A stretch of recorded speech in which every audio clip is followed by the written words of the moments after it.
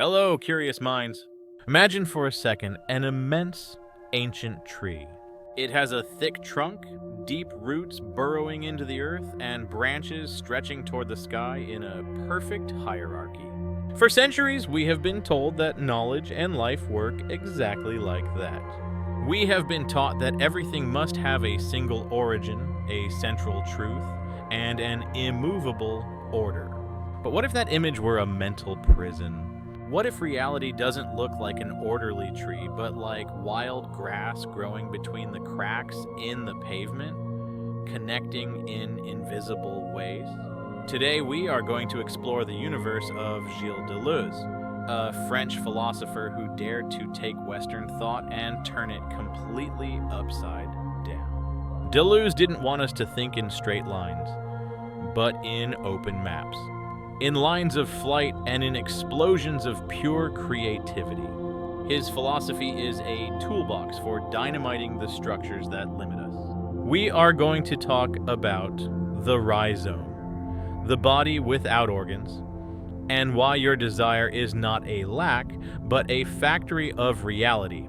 Get ready, because this will change the way you see the world. Before we dive into this conceptual labyrinth, I have a question for you. Do you feel that your life is a predefined straight line or a network of multiple possibilities? Keep the question in mind, because Deleuze has a fascinating answer for it. Before we begin, a brief note. To bring this narrative to life, I have used artificial intelligence tools to generate the images you see. Think of them as a canvas, a way to illustrate the ideas and the atmosphere of our story. They won't always be a literal representation, but rather a visual accompaniment to let your imagination take flight with me.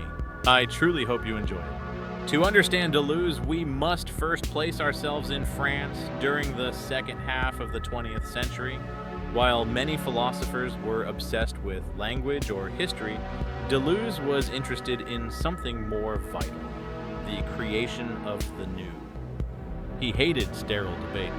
He used to say that philosophy is not for reflecting on the world, but for creating concepts. For him, a philosopher is an inventor, as creative as an artist or a filmmaker. He doesn't seek eternal truth. He seeks what is interesting, what allows us to live with more power. His style was unique. He didn't write linearly. Reading Deleuze is like walking into an electrical storm. Sometimes you get lost, but when a bolt of lightning strikes, the entire landscape is illuminated. His great intellectual enemy was dogmatic thought, the kind that tells us how things ought to be. Traditionally, Western philosophy has been dominated by the image of the tree. Think of biological taxonomy or a company's organizational chart. Everything starts from a central unit and divides into two, then into four. It is a hierarchical and vertical system. This arborescent model makes us obsessed with origins. We always ask, where do you come from? What is your true identity? Deleuze says we are tired of the tree. The tree imposes a logic where if you aren't on the right branch, you are outside the system. Against the tree, Deleuze and his intellectual partner, Félix Guattari, propose the rhizome. A rhizome is like an underground network of tubers like ginger or common weeds. It has no beginning or end. It is always in the middle, growing and overflowing. A rhizome connects any point to any other point. It has no hierarchy. If you cut a rhizome in half, it doesn't die. It grows back somewhere else. Think of the internet, a pack of rats, or how a virus spreads. That is rhizomatic thinking. The idea of the rhizome is liberating. It means you don't need to search for a deep root to justify your existence. You can connect, change direction, and create new routes. Culture, Deleuze says, should be an open map, not a tracing of an original. But let's go deeper. One of Deleuze's most difficult and crucial books is Difference and Repetition. Here he attacks an idea we take for granted, identity. We usually define things by what they are, by their stable identity. A equals A. Deleuze argues that identity is a side effect. What is primary, what is real, is difference. but not difference as a comparison, not saying an apple is different from a pear. He refers to difference in itself as a pure force of change. Imagine a lightning bolt. The lightning has no identity before it strikes. It is pure electrical potential difference being discharged. The world is made of these intensities, of these differences seeking expression, and only afterward do we put labels on them. And here enters repetition. For Deleuze, to repeat is not to make an identical copy like a photocopier. True repetition always brings something new. Think of a festival held every year. It repeats, yes, but each time is unique, with new people and new energy. Repetition is the engine of knowledge. By repeating a gesture, an artist perfects and transforms it. Nature repeats itself, but always with variations. So, paradoxically, for something new to emerge, we need the repetition of difference. Now let's turn towards psychology and politics. Deleuze met the psychoanalyst Félix Guattari, and together they wrote Anti-Oedipus. This book was a nuclear bomb in French thought in 1972. They directly attacked Freud's psychoanalysis. Classical psychoanalysis tells us that desire is born from lack. I desire something because I don't have it. It's a sad, negative vision. It's the logic of the consumer. You lack the new car, therefore you desire it. Deleuze and Guattari scream, "No!" Desire is not lack. For them, desire is production. It's a factory, not a theater. Desire builds, connects, assembles. When you fall in love, it's not because you are missing your better half. It's because your desire is building a new world with that person. Desire is a creative force. They called this desiring machines. We are not closed individuals. We are systems connected to other systems. The intake connection joins with the source of sustenance, which is a network that produces nourishment. It is all flows and interruptions of flows. It is a mechanical and vitalist vision. The problem, they say, is that capitalism and psychoanalysis try to trap this free desire and put it in a little box called the family. The famous Oedipus complex, daddy, mommy, and me, all the desire in the universe reduced to a domestic drama. Deleuze and Guattari want to schizoanalyze desire. Mind you, they aren't celebrating mental illness, but rather the schizoid process as a way of breaking boundaries. They want a free desire so it can flow through the entire social field, so it can be revolutionary. This leads us to one of the strangest and most fascinating concepts: the body without organs. It sounds like a horror movie, but it's a concept of pure potentiality. Imagine an egg before the chick forms inside. In the egg, there are fluids and currents, but there are no eyes, no wings, no beak yet. It is pure intensity without organization. That is the body without organs. It is our state of maximum possibility before society, biology, or habit organizes us. Society imposes an organism on us. You must use your hands to work, your mouth to speak politely. They organize us. Deleuze invites us to undo that organization a little, to return to that state of intensity to experience life in a different way. But be careful, Deleuze warns. If you undo all organization too quickly, you fall into madness or death. It must be done with prudence. It's like injecting a little chaos into your order so you don't get stuck, but not so much that it destroys you. Now, let's talk about how these ideas apply to the world we live in today. Deleuze wrote a brief but prophetic text called Postscript on the Societies of Control. Here he analyzes how power has changed.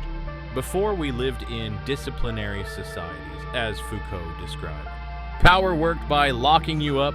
The school, the factory, the prison, the hospital, they were rigid molds. You entered one and left only to enter another. But Deleuze saw that this was ending. Today we live in societies of control. You no longer need to be locked up to be controlled. Control is in the open air, continuous and modulable. It's like a snake that adapts to the terrain, not like a brick mold. Think of lifelong learning. You never finish studying, or freelance work, where you are always connected, or infinite debt. You aren't locked in a cell, but your password, your credit card, and your GPS track and limit you. Control is numerical and digital. We are individuals, not individuals. We are data, information banks, user profiles. Deleuze anticipated the algorithm long before it dominated our lives. He saw that modern freedom had new traps. However, Deleuze is not a pessimist. Remember, he is a vitalist. If power changes, the forms of resistance must also change. We cannot fight the algorithm with the weapons of a 19th century factory union. We need to look for leaks. We need to create short circuits in the system. Take advantage of the cracks in the digital wall. Create zones of opacity where the system cannot read us. Be unpredictable. That is the true resistance today. This brings us back to the concept of assemblage. Nothing exists on its own. Everything is an alliance. A horse, a warrior, and a spear form a war assemblage. A reader, a book, and a cup of coffee form a literary assemblage. The ethical question for Deleuze is not, what should I do? According to a universal moral law, the question is, what am I capable of? What can I connect with to increase my power to act? It is an ethics of joy and experimentation. It's not about doing whatever you want, regardless of others. On the contrary, when you truly increase your power, you usually increase the power of those around you. Sadness, hate, and resentment are sad passions that diminish our life. Deleuze was also a great philosopher of cinema. For him, cinema doesn't just tell stories, it thinks with images. He distinguished between the movement image and the time image. Cinema has the capacity to manipulate time, making us see the past and present together. In his books on film, he shows us how directors cut and paste blocks of duration. They teach us to see beyond normal human perception. Art, for Deleuze, is what resists death. It is what keeps sensation alive. Returning to his metaphysics, there is a beautiful concept, the fold. Deleuze sees the universe not as separate parts, but as an infinite fabric that folds and unfolds. The soul is a fold of the outside world toward the inside. To think is to fold. It is to create an interiority where we can process the chaos from outside. And to live is to unfold, to go out into the world. It's a constant dance between the inside and the outside, without rigid barriers. Deleuze is often accused of being difficult. And he is.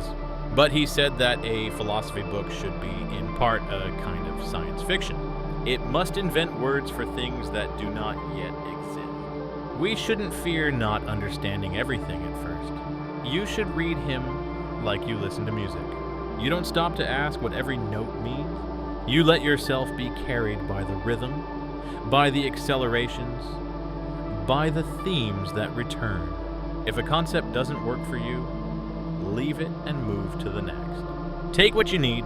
Deleuze took his own life in 1995, ill and unable to work. But his death was, in a way, a final affirmation of freedom over a body that no longer allowed him to think. His legacy, however, continues to explode everywhere. Today, his ideas on decentralized networks are the basis for understanding everything from cryptocurrencies to leaderless social movements. The rhizome is the structure of our century. Deleuze was a time traveler who left us the map of the future. So, how do we start applying Deleuze to our daily lives? First, distrust single roots. Don't define yourself by just one thing. You aren't just your job, your nationality, or your gender. You are a multiplicity. Second, look for lines of flight. When you feel trapped in a situation, don't look for the logical solution the system offers you. Look for the side exit. Invent a third option. Be creative with your own existence. Third, cultivate your body without organs. Take time to shed your habits. Experiment with silence, with art, with walking without a destination.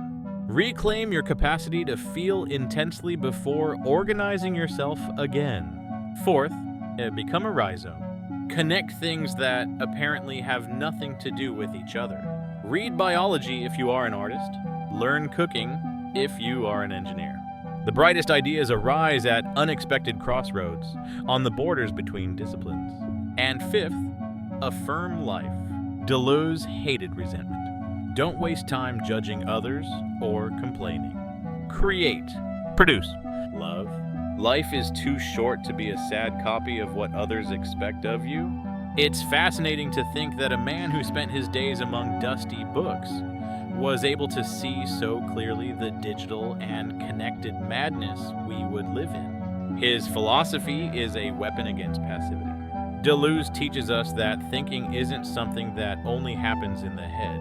Thinking happens in the body, in the street, in the cinema, in love. To think is a physical and political act. It is a combat sport. As we move forward in this 21st century, full of uncertainty and chaos, arborescent, rigid, and hierarchical thinking is breaking down. Old structures are falling, and that's scary. It gives you vertigo. But Deleuze would tell us, do not be afraid of chaos. Chaos is not the end. Chaos is the place where new stars can be invented. It is in turbulence that the new is born. You have to learn to surf the chaos. Let's remember the concept of becoming. We aren't something fixed. We are always becoming. Becoming woman, becoming animal, becoming imperceptible. It's not about imitating. It's about entering a zone of proximity with the other. It's about expanding what you are. Becoming animal, for example, isn't barking like a dog. It's adopting the speed, the sense of smell, the alertness of the animal. It's feeling the world from a non-human perspective. It's breaking the cage of our human ego. And becoming imperceptible is perhaps the ultimate goal. To stop needing to be seen, to be recognized, to be the protagonist, to merge with the environment, to be like grass, to be everywhere and nowhere. Total freedom. This is the invitation from Gilles Deleuze. An invitation to abandon the paranoia of identity and embrace the creative schizophrenia of multiplicity. To stop being a solitary tree and become a connected forest. It's hard, of course. We've been raised to seek security and fixity, but security is often a sterile illusion. Real life is risk, movement, and difference. And that is where beauty resides. Imagine what would happen if you applied the rhizome to your personal relationships. Instead of hierarchies and possession, networks of affection and mutual support. Relationships that can grow in any direction without breaking. Imagine what would happen if you applied non-judgment to your own creativity. If you allowed your ideas to flow like desiring machines without censoring them before they are born. What wonderful monsters would you create? Deleuze offers us lenses to see the invisible. He allows us to see the forces that move the world beneath the surface of things. Once you put on those lenses, it's impossible to see the world the same way again. It's not about agreeing with everything he said. He would be the first to tell you to betray his ideas, to steal them, and use them for something else. To create a monstrous child with his philosophy. That is the greatest lesson. Philosophy is not a sacred temple to worship the dead. It is a dirty, noisy workshop for building the lives of the living. It's for you, it's for now, it's for acting. So when you feel the system squeezing you, when the options are reduced to A or B, remember Deleuze. Remember that there is always a possible line of flight. Remember that the map is bigger than the territory they show you. The rhizome is beneath your feet. Difference beats in your heart. The desiring machine is running. You just have to learn to operate the controls and stop being afraid of the speed. We've come a long way from the tree to the rhizome. I hope this journey has stirred your neurons and opened some doors that were closed. Deleuze's philosophy is a journey with no return. Now, I know these concepts can be dense. Take your time. Listen again to the parts that resonated with you. Let the ideas ferment in your mind like a fine wine. Think of the body without organs the next time you feel exhausted by social demands. Take a moment to simply be, without function, without utility, pure intensity, at rest. Think of the societies of control every time a social media algorithm suggests what to buy or what to think. Be aware of the invisible leashes and look for ways to be unpredictable.